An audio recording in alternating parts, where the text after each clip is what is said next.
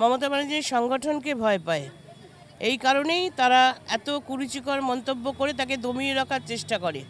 যত নির্বাচন এগোবে তত বেশি এরা মমতা ব্যানার্জির বিরুদ্ধে বলতে শুরু করবে। কুরুচিকর মন্তব্য করা ওদের সংস্কৃতি, বিজেপির সংস্কৃতি। ওরা মহিলা সংগঠন সেই জন্য বাড়াতে পারছে না।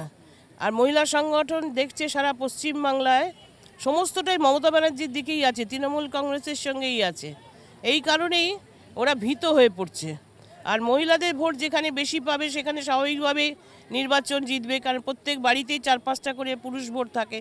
মহিলাদের প্রতি মহিলারা যখন তারা অর্গানাইজ করে দেয় বাড়ির ভোটটা, ন্যাচারালি সেটা তৃণমূল পায়।